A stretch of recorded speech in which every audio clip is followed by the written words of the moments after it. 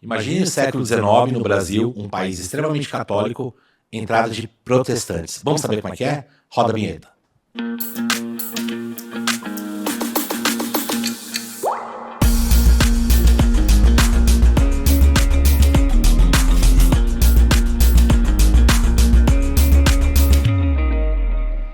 Olá, meus queridos, mais um episódio fantástico, inspirador de E Sabe o Quê? Tudo bem com vocês? Sou o professor Altair Prado e a cada semana uma entrevista inspiradora. Tá com saudade? Vamos continuar. Quarta temporada crescendo graças a você. Continue divulgando os nossos canais. O nosso canal. Estamos nas redes sociais. Quai, Facebook, Instagram e TikTok. E além, claro, do nosso famoso e maravilhoso YouTube. Então vá lá, inscreva-se e assista. Maratone, na real.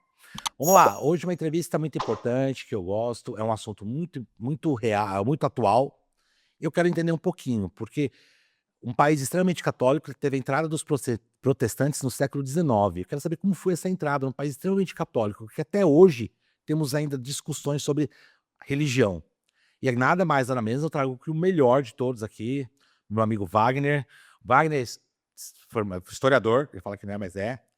Ele é advogado, teólogo, e ele agora também ele estuda comigo na PUC, ele faz ciência da religião no mestrado, e ele ninguém melhor capacitado do que ele para falar desse assunto. Wagner, quero só agradecer, você veio de longe, muito feliz de ter meu amigo aqui. Wagner é um dos presentes que a PUC me deu, que está aqui hoje. Wagner, espero que você consiga contribuir hoje, muito obrigado pela sua presença, meu amigo, você é um amigo que eu tenho no coração, e espero que você agradecer pelo esse carinho de ter vindo aqui hoje.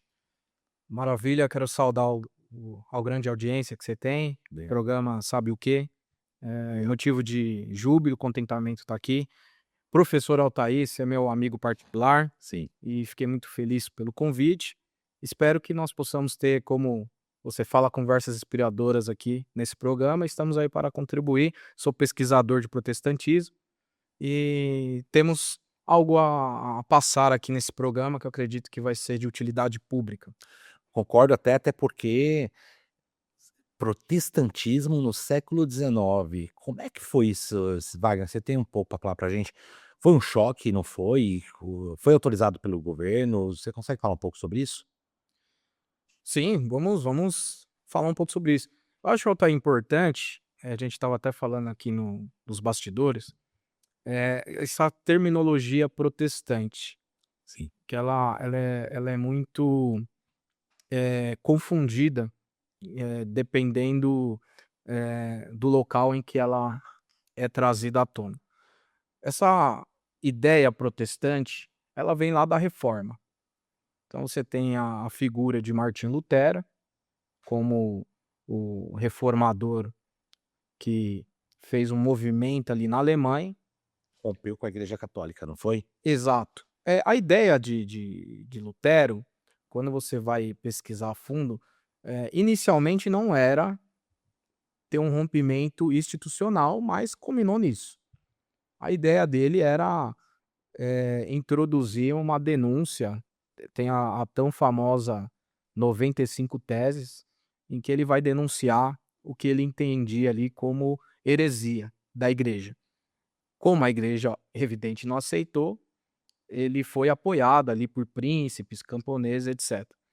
E aí, por volta de 1529, houve uma assembleia ali, mas não tinha só, digamos assim, crentes nessa nova fé, mas tinham autoridades políticas, tinham príncipes.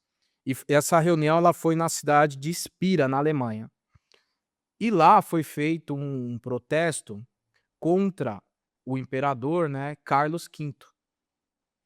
Porque Carlos V queria impedir a expansão das ideias de Martinho Lutero.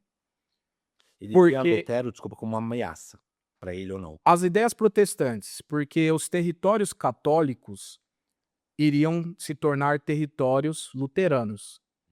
Então, não era estrategicamente, politicamente interessante. Então, ele queria dar uma freada nisso. Aí, os príncipes que apoiaram Lutero fizeram protesto a isso, e daí adveio a ideia do nome protestante. Inclusive, é digno de nota dizer que as ideias de Lutero já teve anteriormente um outro chamado pré-reformador, John Hus. Mas como o John Hus ele não contava com apoio popular, não contava com apoio de príncipes, John Hus ele foi condenado pela Igreja Católica por heresia e foi queimado na fogueira. Aí aproximadamente 100 anos Essa história depois ninguém fala, né? não, mas ela é muito conhecida na Europa, Mas no tem um Brasil muito não. movimento, mais quem estuda, né, É. mais quem pesquisa tal, o John quando você coloca, história dos pré-reformadores, John Hus vai vir ali de primeira. E com o Lutero já não acontece isso, porque ele já tinha todo um respaldo por detrás, pessoas que viram nas ideias de Lutero, guarida para outras causas, como a própria causa social dos camponeses, a própria causa dos príncipes.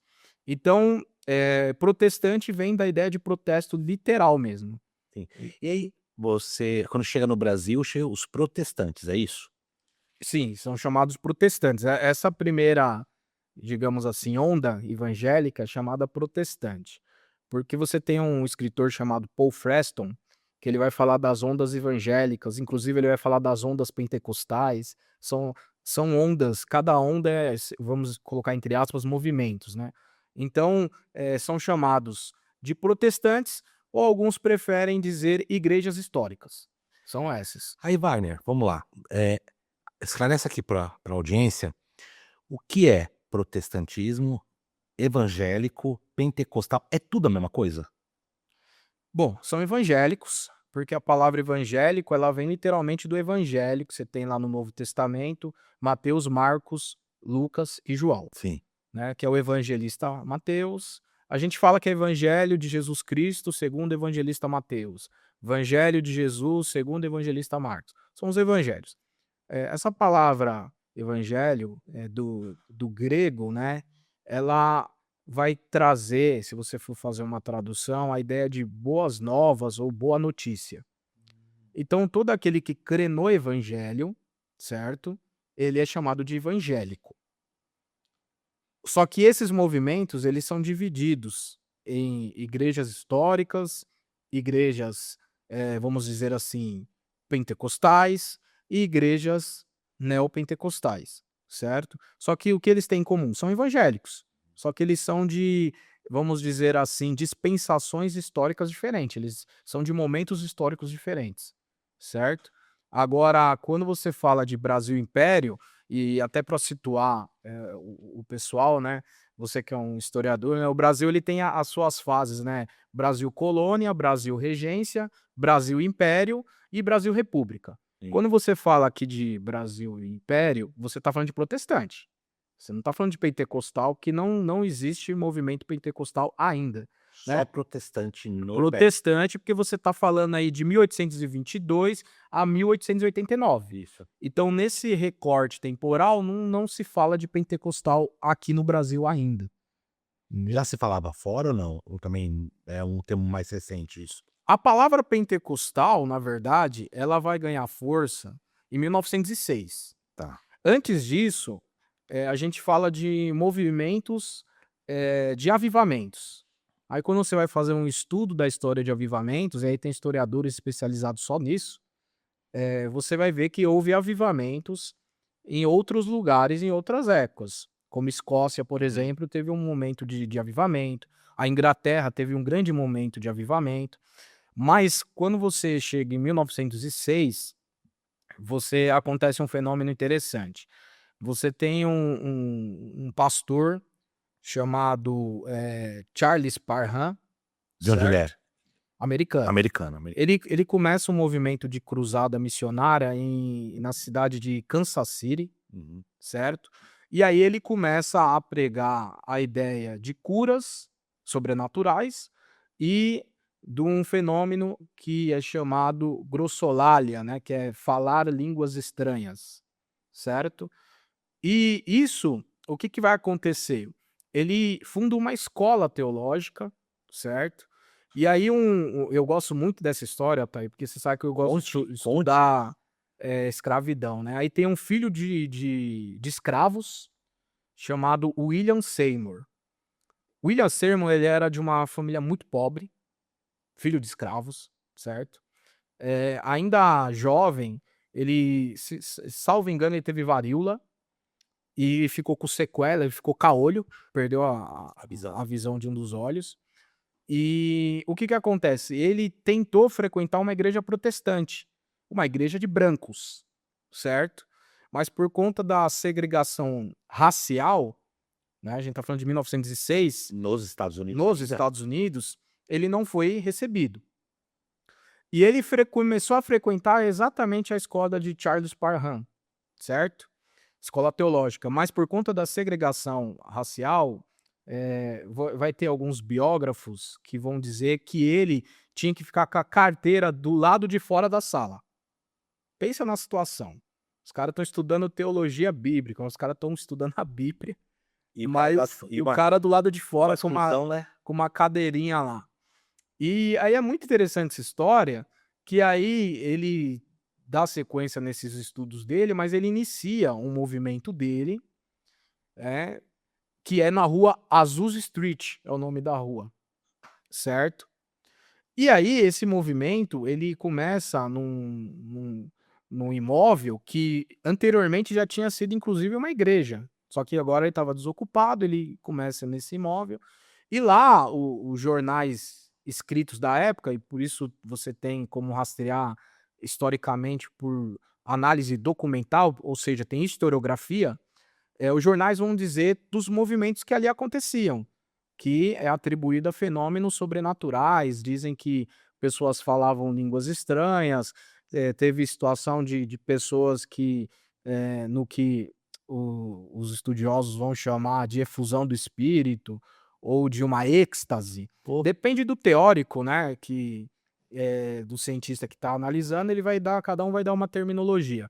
Mas vai dizer que teve pessoas ali que em êxtase tocaram pianos, outras falaram em idiomas que não dominavam, quer dizer, do nada a pessoa virou bilíngue e tal, pessoas desmaiavam antes de chegar na porta da igreja e tal.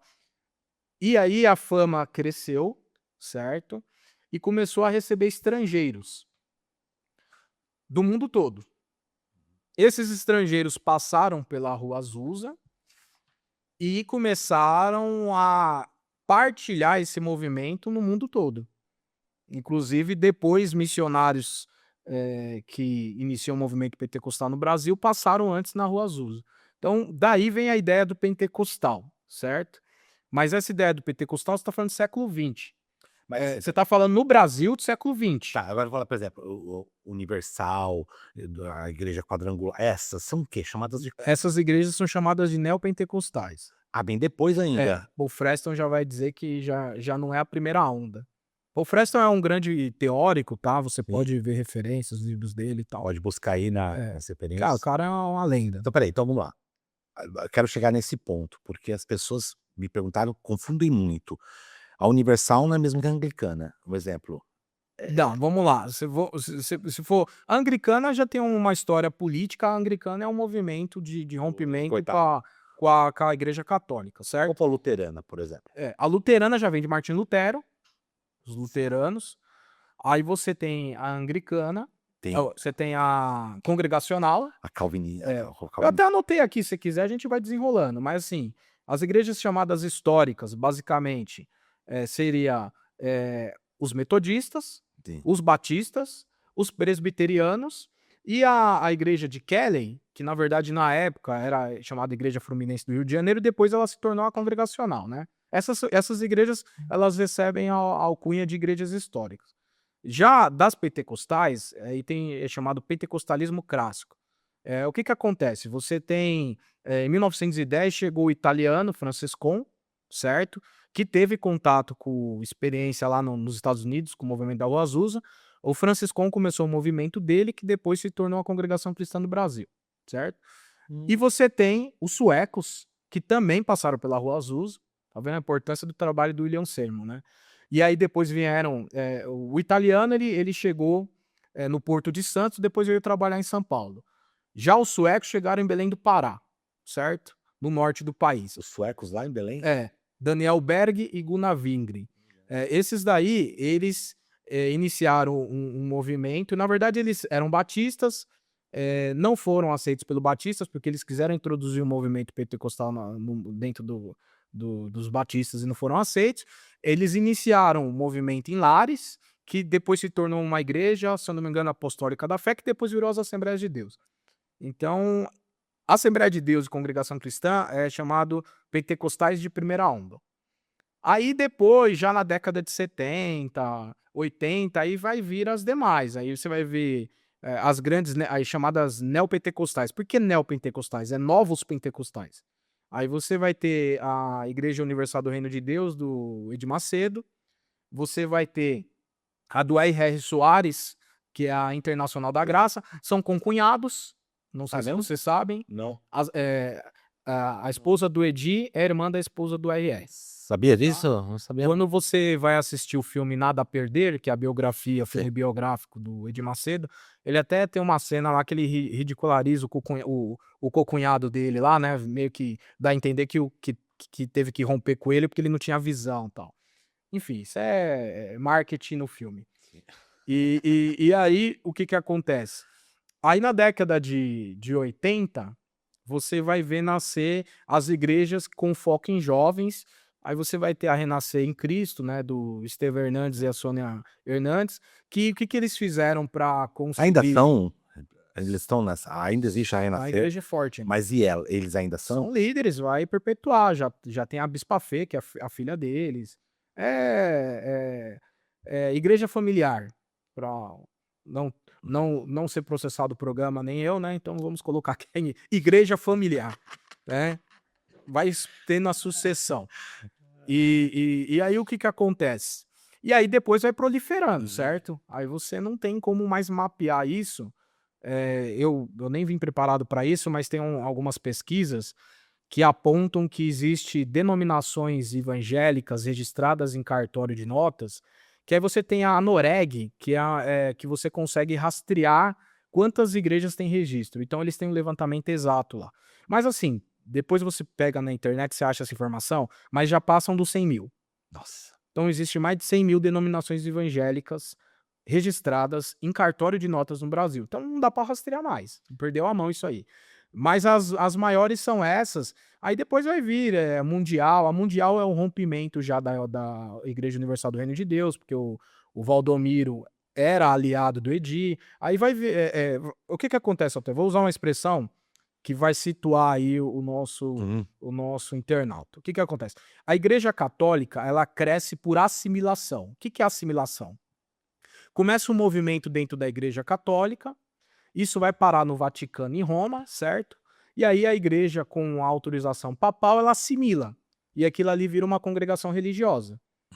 Então a Igreja Católica também, se você for pesquisar, se você for rastrear o número de congregações católicas, ninguém sabe mais. Também foi. Eu já perguntei para doutor em catolicismo quantas congregações religiosas na Igreja Católica tem. Os caras não sabem falar, mano.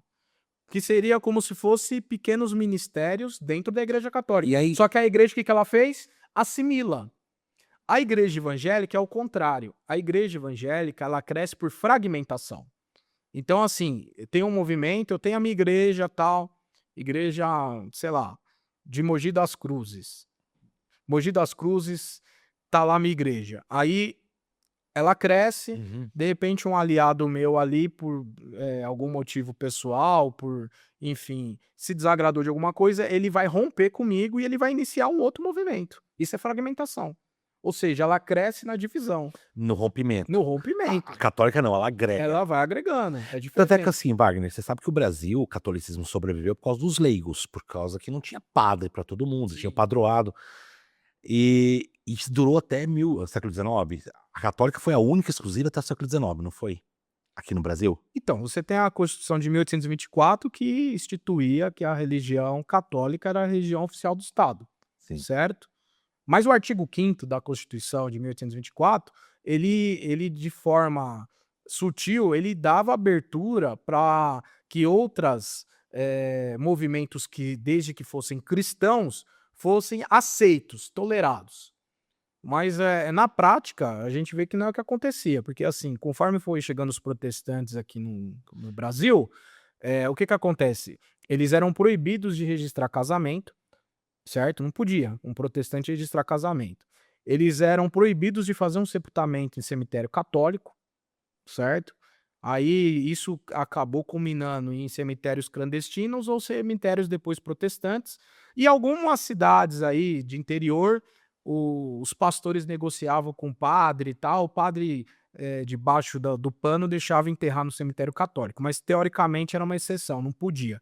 E também, os colégios protestantes que foram chegando no Brasil, se criava toda uma burocracia, porque nesse período aí, quem dominava a educação no país era os jesuítas, certo? Então os protestantes chegaram com seus colégios, tinha toda uma burocracia para conseguir fazer aquilo andar. Então tinha uma perseguição nesse aspecto aí, mas os protestantes foram chegando. Tem uma data exata, você sabe ou não?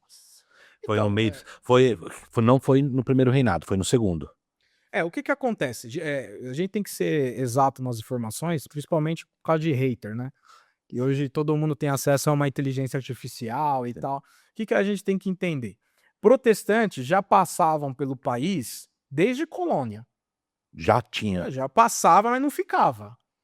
Alguns historiadores, só que aí a gente tem que falar com muito cuidado, porque tem muito historiador que traz a informação, mas não tem documento. Então isso não é fato. Então não é fato. Mas alguns historiadores trazem histórias, por exemplo, que na época da colônia, quando descobria que um protestante vinha da Europa, da Inglaterra, para a colônia Brasil e descobria que era protestante, os caras jogavam em alto mar ali. Ou Isso seja, tem documento, deve ter, deve tem ter. relatos, tem relatos. Mas assim, já na questão do Brasil, antes do Brasil Império, você tem alguns protestantes. Por quê? Você tem, por exemplo, a comunidade holandesa. Não teve a dominação holandesa aqui? Eu até trouxe aqui, Por favor, eh pode falar. Nordeste, né, domínio de Maurício de Nassau. Aqui Recife, né? Exato. Lá tinha uma dominação holandesa. Aquela dominação holandesa era predominantemente protestante, calvinistas, certo? Aí a gente sabe, vamos entrar, você é o historiador, você sabe, teve todo o entrave ali, eles acabaram meio que sendo expulsos.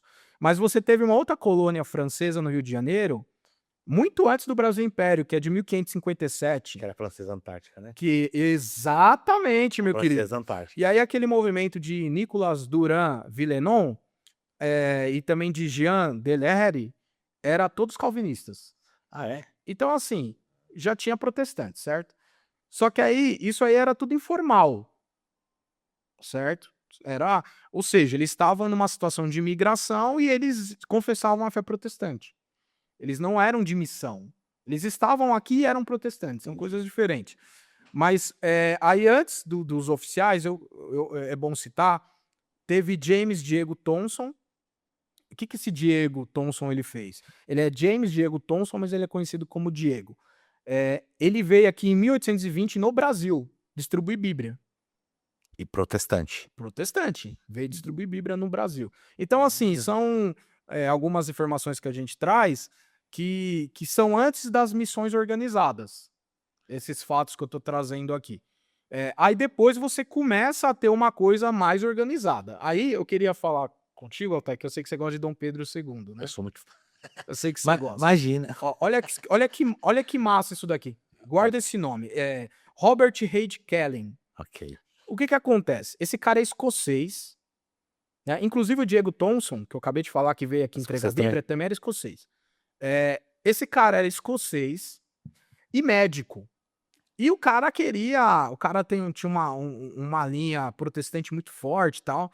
E o cara, ele queria fazer a obra missionária. Aí ele vai para Portugal. E ele vai parar numa ilha chamada Ilha da Madeira. Sim. E o cara começa a fazer o trabalho de missão dele lá, entendeu? Aí ele aprende o português lá, tá? Olha. Aprende porque ele achou importante ele pregar em português e tal. Só que aí ele recebe uma perseguição pesada.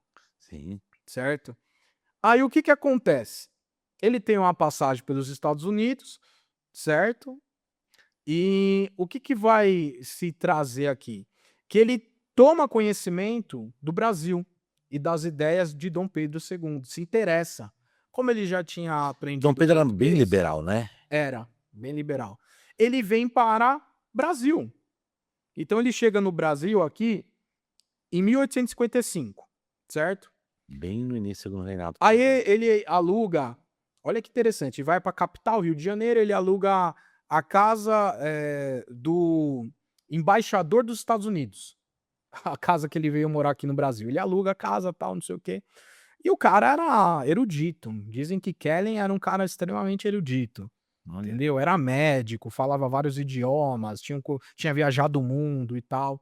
E aí, Dom Pedro, o imperador, quer conhecer ele. Pô, quem é esse cara, esse médico e tal, Quem? não sei o quê. Pedrinho, você acha que ele ia conhecer o Pedrinho? E aí, ele começa a pegar amizade. Olha que interessante. Sim. E os historiadores vão dizer que ele começa a frequentar, viram amigos. Então, Dom Pedro II vira amigo Esse de... Pedrinho, né? meu, esse Pedrinho E é aí, mo- olha que mais massa ainda, ele que vai falar para Dom Pedro II de Jerusalém. que depois ele vai, não vai? Exatamente, ele meio que influencia. Ele que vai falar, ó, eu já tive Jerusalém, a Terra Santa, e tal, e tal, e tal. Ele vai fomentando isso na cabeça de Dom Pedro, e aí Dom Pedro depois embarca nessa jornada. E essa igreja de Kellen, aí sim, você perguntou o registro oficial. Oficial. Ou seja, já tiveram, inclusive antes de Kellen, é bom dizer que já tinha passado aqui o metodista Fontaine Epitz, em 1835, no Rio de Janeiro, já tinha Mas passado... não é oficial, não é? Não oficial, eram missionários metodistas.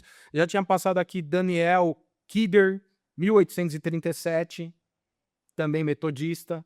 Então já tinha passado outras pessoas. Mas foi Kelly, com a influência do imperador, que ele, em 12 de outubro de 1863, ele registra na Secretaria de Estado dos Negócios do Império a Igreja Fluminense.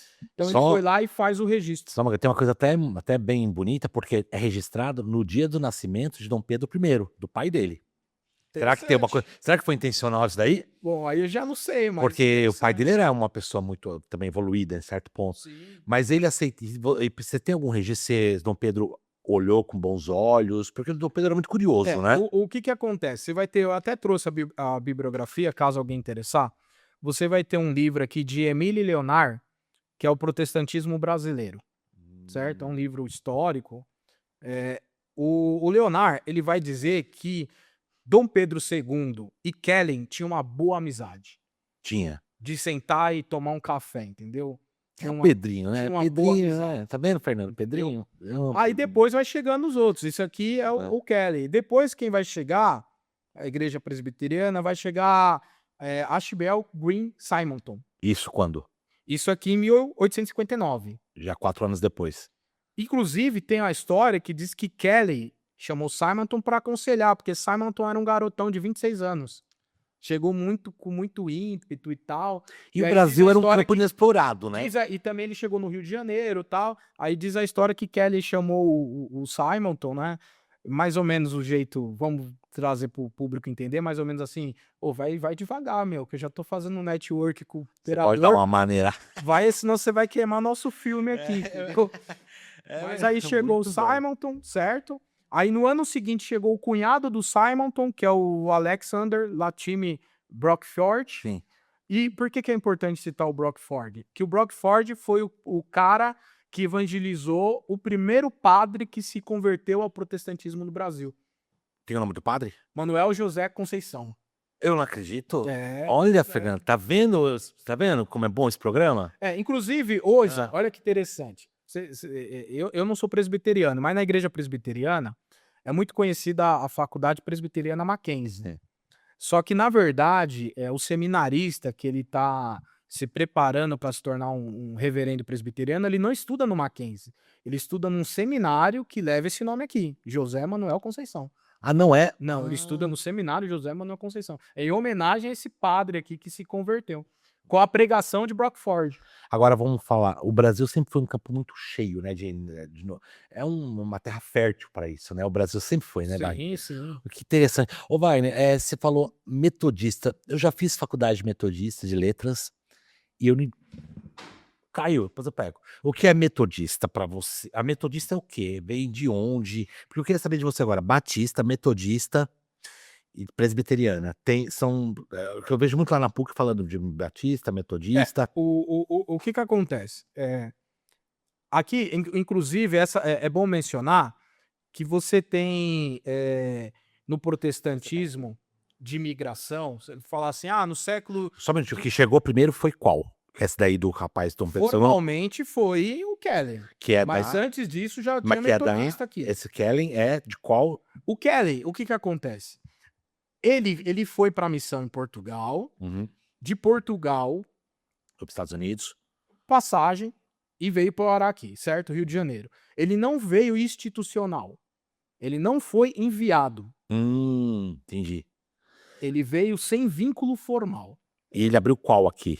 A igreja, inicialmente, quando foi registrada, é a Igreja Fluminense. Só que essa igreja é a atual congregacional hoje. Igreja congregacional. Tem até Que hoje? não se confunde com a congregação cristã. E tem até hoje? Tem até hoje. E é forte lá no Rio? Não, no Rio eu não sei. No Brasil tem algumas aqui, filiais e tal. É que, de forma geral, as igrejas históricas, elas, proporcionalmente, elas, em quantidade de templos, elas são inferiores ao movimento pentecostal, né? Sim. Que é uma das perguntas que você fez. Não dá Sim. para comparar em termos de proporção tradicional com pentecostal, não dá para comparar. É mais que o dobro. O que é interessante você falando é essa... Eu não sabia desse... O amigo Dom Pedro até sabia, mas eu não sabia que tinha... que viu outros movimentos antes. Mas assim, esse rapaz, ele criou uma denominação, é isso? Esse amigo de Dom Pedro? Ele não trouxe uma batista, ele não trouxe uma... Ele veio, criou a dele. Basicamente. Foi isso. Basicamente. Só que ele já tinha uma raiz protestante, né? Sim.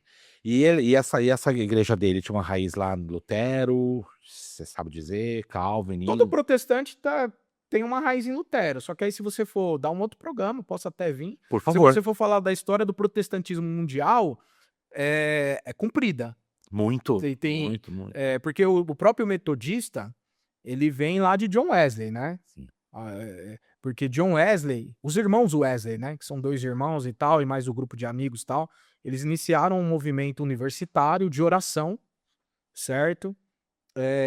Eles eram de linha calvinista e tal, e eles foram apelidados de metódicos, os metódicos. Daí, só que John Wesley, ele não queria vínculo institucional. John Wesley, ele tem uma frase famosa dele que ele diz: o mundo é minha paróquia. Ele queria ganhar o mundo. Dizem que o cara andou mais de 3.000 léguas com o cavalo, com um monte de Bíblia, fazendo comportagem, entregando Bíblia, evangelizando. Ele era o cara de parar na praça e pregar ao ar livre. Ele que inicia esse movimento. John Wesley, quando você vai estudar a história dos avivamentos, você vai passar por John Wesley. Ele é considerado um grande avivalista, grande orador, grande pregador.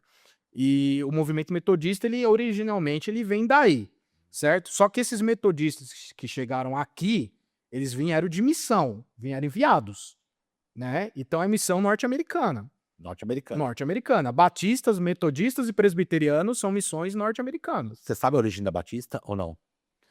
Mais ou menos. A origem da Batista, então, no Brasil, aqui o fundador o missionário enviado é Richard Ratcliffe. Americano também. 1871, no Rio de Janeiro. Só que os batistas, existe tem uma certa celeuma desse início dos batistas, mas já que você tocou no assunto, para não deixar também Por favor. o internauta no vácuo, ó, pega esse livro aqui, ó, Azarrei Crabtree. Você depois manda que a gente coloca na descrição para vocês. História dos Batistas.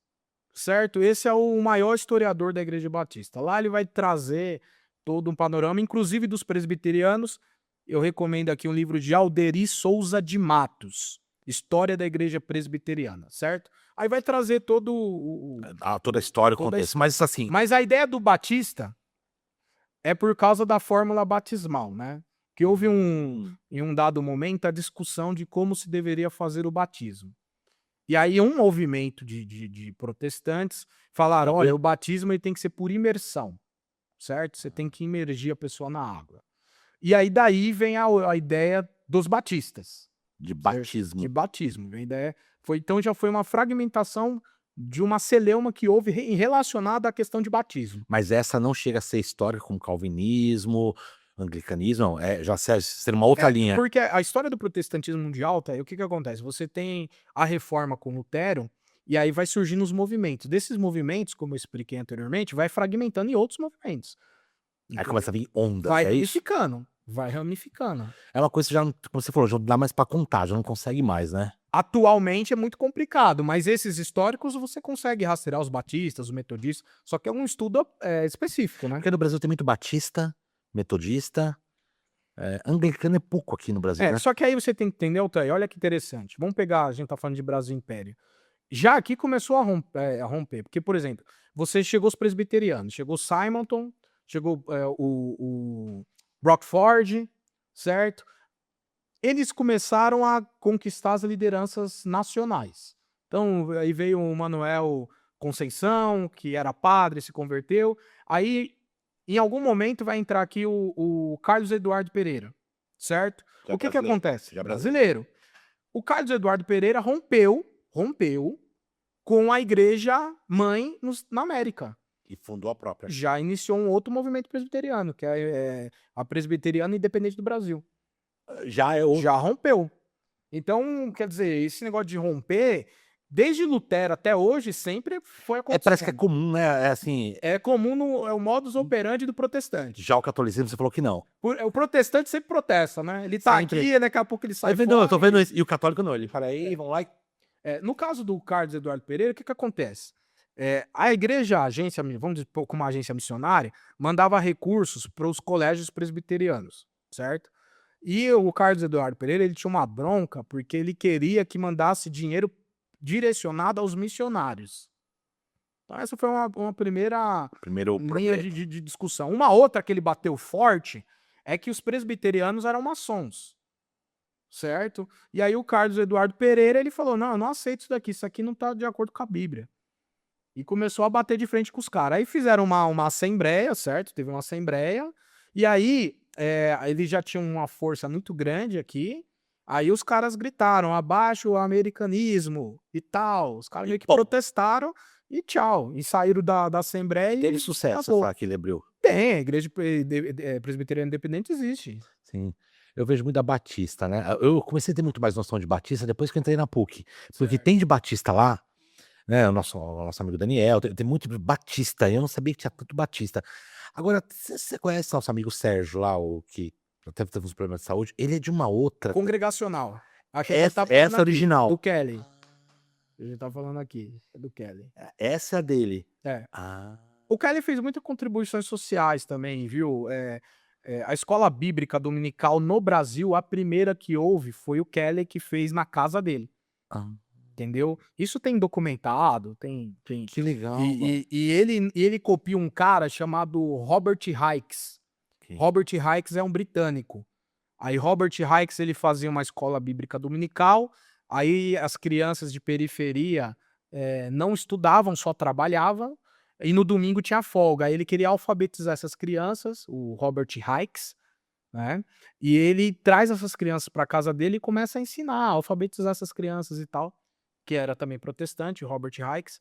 E aí a ideia do Kelly, Robert Kelly, no Brasil é parecida com a do Robert Hikes, a mesma perspectiva. Ele começa uma escola bíblica dominical na casa dele e lá ele vai acolher só a periferia, criança, escravizado. Deixa eu falar, e Dom Pedro, como ele gostava das letras, para ele foi Sim. um pacote fechado, né? Sim. Wagner, como foi a resistência da Igreja Católica aqui? Teve uma resistência com a entrada dos protestantes? Então, o que acontece? Esse pessoal foi chegando. Você pega aqui, você tem um metodista aqui, Daniel Kidder, certo? Você pega um livro do Antônio Gouveia de Mendonça, Celeste Porvir, que ele vai estudar o protestantismo brasileiro, ele vai falar que Daniel Kidder, ele distribuía a Bíblia aqui numa boa e os padres não lacravam, não falavam nada. Inclusive ele usava uma tradução de João Figueiredo, que era a tradução oficial do católico. Então os padres achavam até que bacana ele distribuir Bíblia, e ele distribuía a Bíblia em colégio católico. E os padres não achavam problema nenhum, entendeu? Nesse primeiro momento, você vai ver que era tranquilo. Você tem o Regente Feijó. Regente Feijó era padre. Sim. Tem um registro no livro do Leonard que vai dizer que o Regente Feijó cogitou trazer os morávios para o Brasil. Os morávios eram um movimento dos irmãos moravianos de missionários que mandavam missionário para o mundo todo. E o Regente Feijó e os morávios se especializavam em evangelização de índios. Os caras, onde tinha índio no mundo, os caras mandavam lá uns moravianos lá para E evangelizar. eles faziam. Faziam. E o Regente Feijó, segundo o Leonard, cogitou mandar carta para os moráveis e falar, pô, você não tem uns missionários para mandar para nós, não? Então você vê que, pô, ele sendo padre, ele queria a força de protestante aqui para ajudar. Então, é uma tolerância aqui, certo? Houve, então. Em certo ponto. Já o Carlos Eduardo Pereira, e um pouco antes, quando começou a se converter padre, que aí o que acontece? José Manuel Conceição, da Conceição, foi o padre que se converte, ele é chamado o Padre Louco, ele não foi o primeiro caso, depois começou outros padres a aderir e tal, aí começou a se tornar o que? Uma ameaça. Pô, peraí, um monte de padre tá se convertendo? Como assim? Ah, Então aí começa uma disputa teológica e tal. E isso, no meu ponto de vista, vai assim pegar fogo com o Carlos Eduardo Pereira. Que o Carlos Eduardo Pereira, ele parece que é um cara gostar de briga, né? Então ele briga com os recursos da igreja, ele briga com a maçonaria, e aí ele começa a brigar com os católicos, nos seus livros e tal. Material chamado apologético. Começa a fazer escritos contra a doutrina católica. E aí alguns padres também começam a refutar. Então você tem no campo intelectual uma perseguição. Já no campo de fato e de direito, o que a gente vê é questões sociais. Como eu já disse anteriormente, você pode ver qualquer cidade que existe aqui no país, no centro da cidade vai ter uma igreja católica. isso o início de uma cidade começa assim, né? Entendeu? Então, mesmo naquela época lá, o cara protestante, o cara não ia poder abrir uma igreja perto de uma igreja católica. Existia um Esquece. perímetro, né? Não pode, entendeu? É. Então você vai ter vários casos, são casos que não sei se a gente pode dizer isolados ou não, mas de perseguição, de incitação, Então houve. de padre incentivar parocos, não dá abertura e tal. Até hoje, Altair, dependendo da cidade do interior que Sim. você vai, o pentecostal ele faz muita missão, né? Vai ter situações em que você vai ser perseguido. O que acontece? Só para contextualizar, eu sou protestante, certo? E eu fiz um curso no Instituto IPQ. Para quem não sabe, é o Instituto do Padre Quevedo e tal. Fiz um curso lá para psicologia e religião. O que acontece, Altair? Lá na época, tinha eu de protestante, tinha uma pessoa espírita kardecista, tinha uma outra pessoa de matriz africana, espiritismo de matriz africana.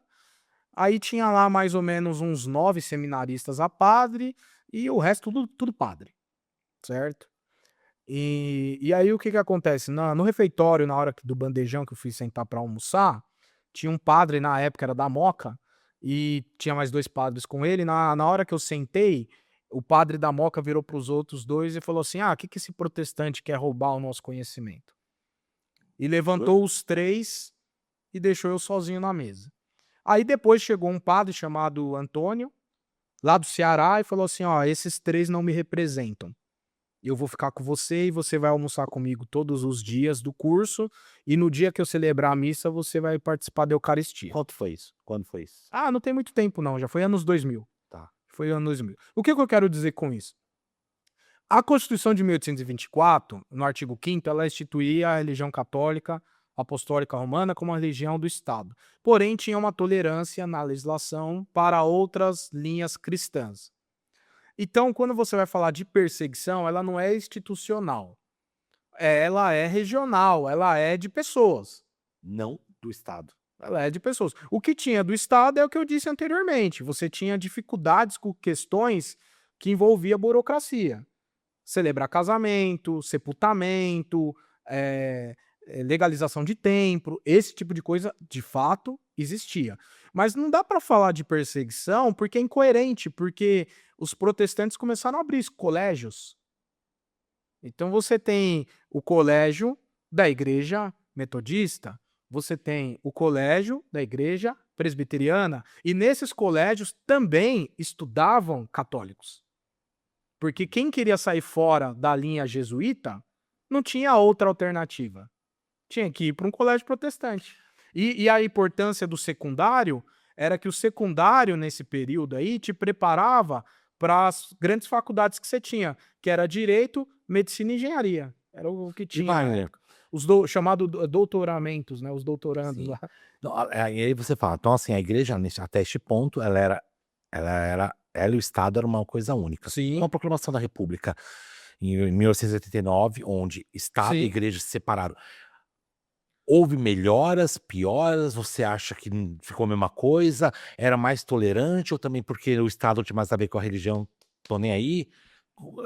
Quando foi para a República, teve muita mudança, Wagner? Então, é assim, o estudo das constituições, inclusive você está com um livro aí que explica muito bem isso, viu, Altair? Isso aqui? Esse livro É, aí, sim. ele explica muito bem isso daí. Por coincidência, né? Ele vai falar, esse autor aí, esse teórico, que também é da família Imperial. imperial, né? É. Ele vai falar as mudanças das constituições, né? Então, o que eu vejo? Quando você entra na República, e é bom notar, no meu ponto de vista, a República é um golpe. Você concorda Sim. comigo? A República é um Totalmente. golpe. Ainda tem gente, né, Fernanda, que acha que não, mas foi um golpe, sim, é provado. Você vai aqui na região de Itu, você pega o trem expresso que vai para Salto, tem até o guia turístico que fala que lá tinha reuniões, né, dos ituanos lá, dentro da loja maçônica, arquitetando o golpe da República. Sim, foi um golpe. Então, assim, foi um Foi um golpe. golpe. O que acontece? Também. Sim, ajudar. Wagner, E aí, parece, o que acontece? Teoricamente, a lei, ela, na República, ela vai dar igualdade de direitos. E, teoricamente, vai acabar com a burocracia, certo? Então, eu diria que ficou um pouco mais cômodo para o protestante. Só que a predominância católica ainda existia. Entendeu? E outra, quando você vai estudar, por exemplo, é um outro estudo, né? O caso nosso aqui, religiões de matriz africana, continuaram sem apoio nenhum. apoio nenhum. Muito pelo contrário, tem Aquela, mais preconceito. aquela Constituição não resolveu as mazelas Eu acho que das resolveu religiões foi de de matriz 88, né? africana. A que resolveu foi de 88. Entre aspas, Entre aspas. ainda você pega. Tem o nosso professor chamado Edin, ele falou que não tem isso de país laico, não tem, por mais que você coloque, não tem como ser um país laico, porque tem coisas que definem, você vai lá no STF, tem uma cruz. Eu achei muito interessante não sei se você lembra da aula dele, né? E eu achei muito interessante porque ele falou muito disso do laico. Pera, o laico até que ponto? E ele falou uma coisa que é engraçada, você é protestante, vai se raspar um pouquinho. Aí, né? O que acontece? É laico a divisão entre Estado e Igreja. Mas o povo ele não tem laicidade, o povo é religioso. Exatamente. E os representantes do povo é religioso. E você tem uma das maiores bancadas no Congresso, tem a bancada do agro, Sim. e depois é dos evangélicos. Sim. Não tem maior. Não tem uma representação formal, mas tem a bancada. A bancada ali, quando junta todo mundo, tem muita força, entendeu? Então, aí, e os parlamentares é a representatividade do povo, que tá lá. E outra coisa, você pega o censo, que saiu agora, o atual, o que acontece? Se você junta evangélico e católico, dá 70%. Então, é laico no papel, mas o povo é cristão. Exatamente. Não adianta, né? E Wagner, fala pra mim. E na verdade, não é o tema aqui, você pode até dar polêmica, mas o negócio da família inatada, família conservada lá do carnaval, isso daí é por causa da política, é evidente. Porque a única coisa que impede da esquerda se eleger é a direita com a bancada cristã. É isso. Se você tirar essa pedra aí, a esquerda é eleita, não tem obstáculo nela, entendeu? Daí acontece. E vão por Sim, cima. você tem que ser contundente aonde você gerar vai corte, minar hein? ali. Vai gerar um corte, hein? Pode gerar um corte, mas é fato. Com certeza. É fato, é fato. Não, e Fernanda, pode perguntar se você quer perguntar, porque o Wagner ele é muito bom. Fernanda, se você pergunta, se eu não souber, depois a gente pesquisa. Não, é que assim, a gente depois eu falo pro Wagner, depois que eu entrei na ciência da religião, abre muito a mente, porque você até então você tinha uma noção de que alguma coisa, quando você vê, não é nada aquilo, e aí eu fui entender que era batista, protestante, porque você estuda o protestantismo. Sim. Eu achava que a universal tinha a ver, daí depois que eu descobri, não, tem as suas ondas, né, Wagner? Wagner, você fala, o que você acha que está mais diferente hoje, as religiões de hoje, da época lá, de quando foi inserida no Império, no Brasil? O que você acha assim, que mais modificou? A religião está mais firme, menos firme, o pensamento é outro, hoje a ideia é outra, hoje é mais trazer fiéis, não evangelizar. O que você acha que está acontecendo hoje, Wagner? Tá, eu vou Você fazer entendeu minha pergunta, sim, né? eu vou fazer uma observação do seguinte, Altair. Qual que era a estratégia da missão protestante no Brasil Império? Era a educação. Então eles começaram a abrir escolas, então a metodista tem colégio, certo? Que começa em Piracicaba. Eu até trouxe o nome de uma das missionárias lá, que, enfim, ela é muito conhecida, Martha Haidt Watts, 1881. Ela que inicia um colégio para mulheres e tal. Depois esse colégio, em 1975, ele se torna a Universidade Metodista em Piracicaba. Enfim, aí você tem um colégio presbiteriano. Só que o que eu quero dizer aqui, e às vezes o protestante ele fica chateado comigo, o reformado, que essas igrejas históricas eles são chamados de protestantes reformados, né?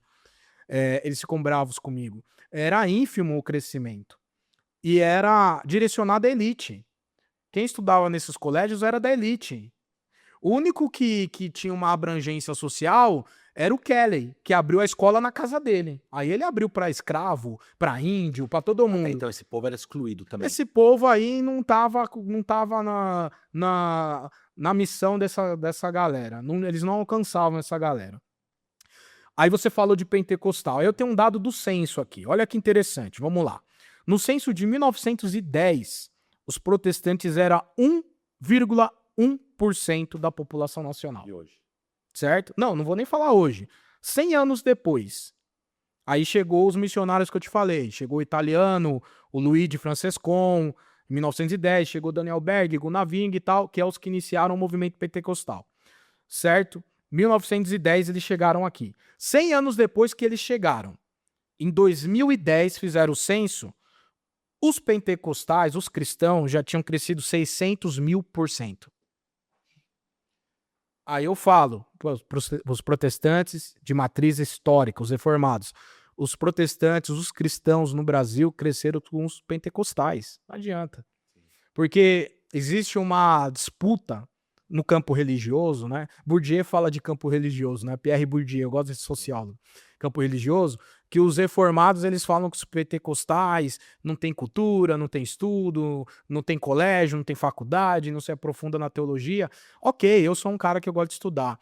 Mas o pentecostal, ele foi os caras que foram lá na periferia.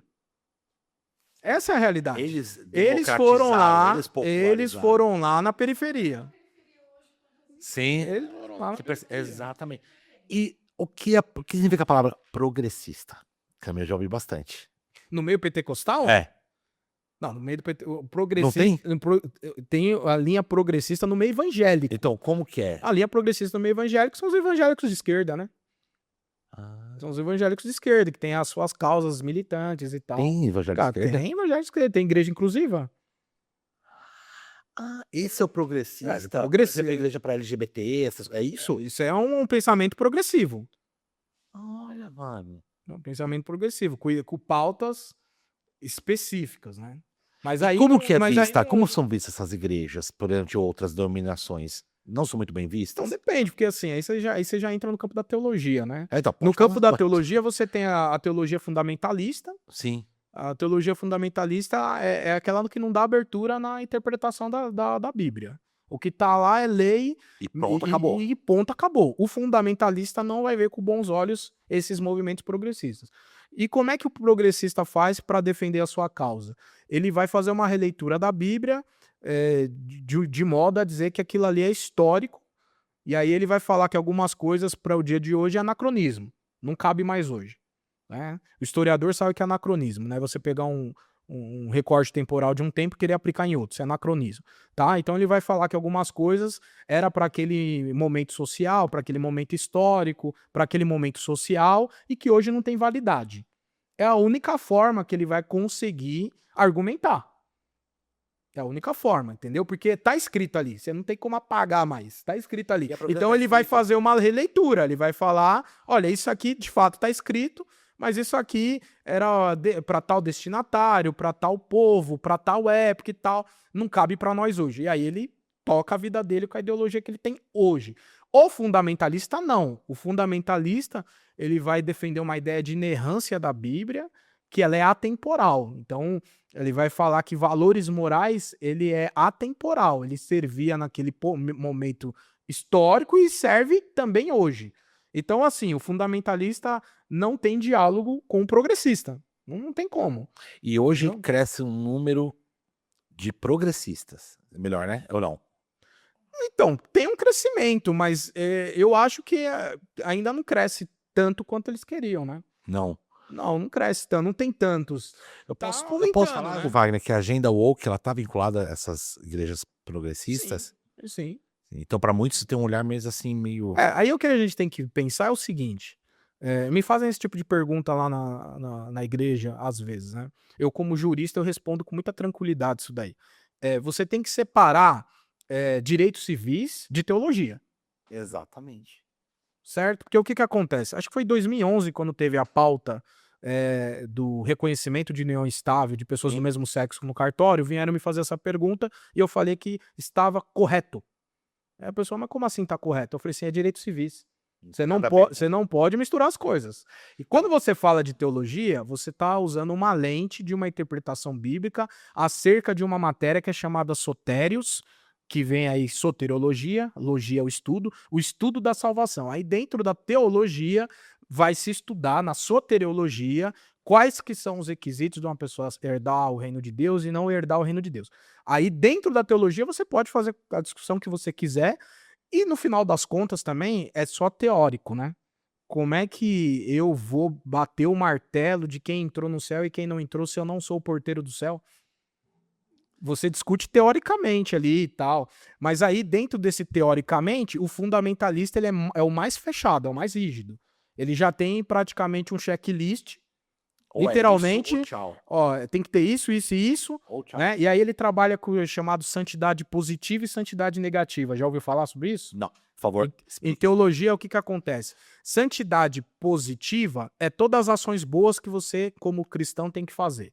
E santidade negativa são todas as proibições que você, como cristão, não deve fazer.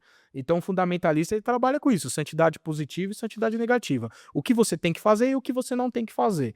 E dentro da santidade negativa, a lista é comprida demais, cara. É um monte de coisa que você não pode fazer. Então, aí nesse checklist que o cara faz, qualquer requisito que você não atenda, na visão do fundamentalista, você já tá... Você pode me falar uma igreja que é fundamentalista hoje? Você pode falar? Isso vai gerar alguma coisa pra você? Cara, predominantemente o evangélico é fundamentalista. As exceções são os progressistas. Por exemplo, tem até o católico progressista, né? Sim, tem muitas católicos progressistas.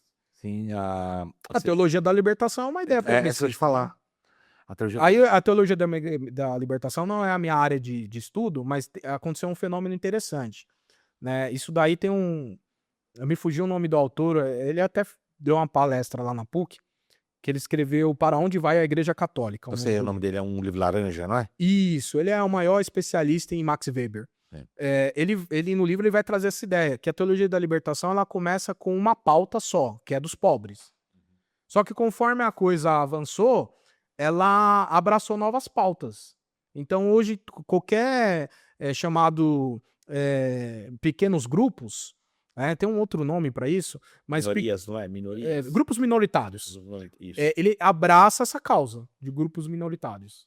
Então aí vai entrar a questão racial, feminista, LGBT. Isso. Aí vai abranger, hoje abrange isso. E o que você pensa sobre isso, Wagner? Eu acho que tem que misturar, não tem que misturar. Se for, Civil. Se você quiser reivindicar direitos civis, você está coberto de razão. Se você quiser discutir teologia, você não precisa discutir teologia. Você vá aonde a teologia está de acordo com o que você concorda. Eu acho que não precisa militar teologia. Eu não preciso mudar o outro sendo que hoje eu tenho liberdade de De achar um que eu tenha tenho diabetes, liberdade, né? eu tenho liberdade de iniciar o meu próprio movimento se eu quiser. E Wagner, você falou uma coisa muito importante, até vou te aplaudir, porque as pessoas querem mexer na teologia. E você falou que não mexe. Direito civil Cara, você tá lá um exemplo, você tá lá na católica, não tá gostando? Vai pra não evangélica, vai não tá pra gostando? banda, vai. Vai, acabou. Eu Você não acho que precisa você. querer, você entendeu? Agora, o que acontece no carnaval não é religioso. É o Tem quê? gente achando que é religioso. Aquilo é política. A crítica que fizeram, que alguns evangélicos ficaram chateados e tal, da família conserva. Não, lá tinha lá. Aquilo não tem nada a ver com religião. Aquilo ali é meramente política. É só você analisar friamente. Tem um objetivo com aquilo. Analise friamente. Então É, fala. Ou seja, aquilo ali foi pra provocar. sim, é porque muitos evangélicos ficaram chateados, mimizentos, postaram nos status e tal, até amigo meu. Bobagem, aquilo ali não tem nada a ver com religião. A religião está sendo usada como plataforma política. Existe um estudo sério no Brasil que é chamado Teologia do Domínio, que é como se conquista o poder político através da religião. Mas o objetivo é político. O objetivo não é religião. Ninguém tá nem aí com mudar sua religião. O objetivo é que, através da religião, uma pessoa pode ser eleita ou não. Aí, por isso, se torna relevante falar de religião. Mas ninguém tá preocupado com a religião, tá Teve um preocupado com a movimento política. de, não sei se evangélicos ou não, se colocando a foto da família dentro dessa latinha e fala: "Somos família feliz". Ah, tá no Instagram, você viu isso daí? Sim, é por causa Então, da ala que teve no aí carnaval. acontece, aí é o quê? O quê? O troco, seria isso? Não, não é revanchismo. Aquilo é meramente. Você vê, né, nesse carnaval aí, já teve uma pré-propaganda, né? De pró-Lula. Inclusive a escola foi rebaixada, né? E aí você Mim. teve essa ala aí da família em conserva. Aquilo ali, muitos evangélicos se ofenderam. Só que assim, se você for estudar teologia mesmo, aí você tem que perguntar: o que é família? Primeiro ponto de interrogação. Que a família não é aquela propaganda da margarina, meu amigo.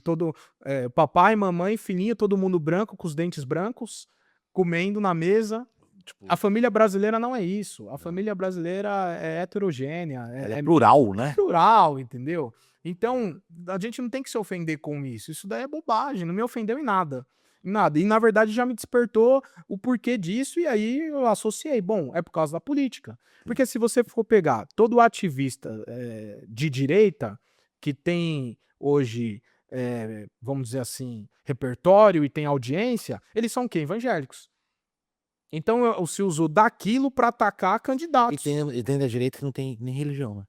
A direita não tem nada a ver com religião, né? Não, o estudo da ideologia de direita, ela não tem a ver com religião, mas acaba tendo em conta. Sim. Inclusive, a gente está falando de protestantismo no Brasil Império, você pega o historiador Justo Gonzalez, ele vai falar sobre isso. O protestantismo, ele sempre caminhou junto com o liberalismo político.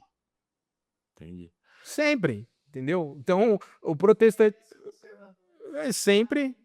Mas, por Sempre. exemplo, Fernanda, eu sou conservador, mas não, aí que tá a diferença. Tem coisas que têm que ser mantidas. O que acontece comigo, eu mudei o costume, mas eu sou conservador. Eu sou a favor da família, eu sou a favor do casamento. O que eu mudei foi o costume. Isso é ser conservador. Mas é uma discussão ampla, né? Você é a favor da família. Mas aí começa daí. O que é família? Então, na minha visão, tem a sua visão. Sim. Aí eu falei que nem o Wagner, também nem liguei. Eu falo, pra quê? Wagner, que pena, cara. Ó, Foi bom, hein? bom. Dá pra falar muita coisa. Não, Wagner, a propaganda dele põe depois. Essa caneca é tua, pode levar. Oh, obrigado. Todo meu entrevistado tem uma caneca. O Wagner é um grande amigo meu. Sou bacana. E aí, você acha que você conseguiu entender um pouco mais? Wagner, seja sempre bem-vindo, Wagner. Isso. Seja sempre bem-vindo, Wagner, para trabalhar. Gratidão, não é meu de irmão. hoje, não é de hoje que eu queria falar com você sobre isso, porque tem monarquistas protestantes, tem monarquistas católicos, tem republicanos. A religião está na política. As pessoas dizem que não, mas está na política. E você esclareceu bastante coisa. Ajudou bastante, Fernanda? Wagner é uma pessoa... Eu sabia essa cultura aqui de pessoa. Wagner, por favor, suas redes sociais, para as pessoas te seguirem, porque eu vejo lá suas coisas. Se quiser também, se você é advogado, quiser deixar também seu telefone para as pessoas procurarem, por favor, fique à vontade. Então tá bom. Primeiro, Altair, gratidão tá aqui com vocês. É da minha. Certo? O pessoal aqui da equipe, gente boa demais. muito obrigado. Você que vai acompanhar, espectador, minha gratidão, né? E as minhas redes sociais, o Instagram é @WagnerPedroLima. Lá é um perfil já mais focado na área jurídica, ali você conhecer um pouco quais as áreas que eu atuo e as demandas que eu faço. No TikTok também, @WagnerPedroLima. Lá tem uns cortes de participações como essa que eu faço. Sim. Aí tem pelo incrível que pareça, eu recebo bastante convite de amigos para ir em podcast aqui, ali e Sim. tal. E aí eu faço algum corte e jogo lá. E aí, se alguém quiser me contatar também, até para convidar para um podcast, para uma palestra, alguma coisa assim, pode chamar lá no direct do Instagram, tá bom? E aí, só para recapitular, então, minha graduação em Direito, tenho uma graduação em Teologia, uma licenciatura em História e agora estou fazendo a pós-graduação, mestrado em Ciência da Religião na PUC com o grande mestre Altair. Mestre é ele. Forte abraço aí. E aí, espera, e aí, conseguiu entender um pouquinho mais? Eu consegui ser um pouco mais esclarecido. Então, assista a entrevista, deixe suas dúvidas, que a gente vai lá sanar. Um grande abraço, fiquem bem. Mais uma vez, muito obrigado pela sua audiência. E até. Falar o idioma é tudo de bom, né? Abre portas, oportunidades, além de você se tornar um cidadão internacional. Tá esperando o quê? Faça sua matrícula na StudyStation. Seguidor do Pod ganha 15% off na matrícula e nas 3 primeiras mensalidades. Tem dificuldade de aprendizagem? TDAH? Aqui também nós temos uma metodologia pronta. Informe-se e seja um cidadão internacional. Tem o seu veículo, sua casinha, quer um seguro-saúde? Nada melhor que buscar uma empresa há mais de 33 anos no mercado. A Prado Seguros e a Prado Imóveis. Aqui, seguidor de Sabe o Que também tem desconto. Siga o QR Code e as nossas dicas.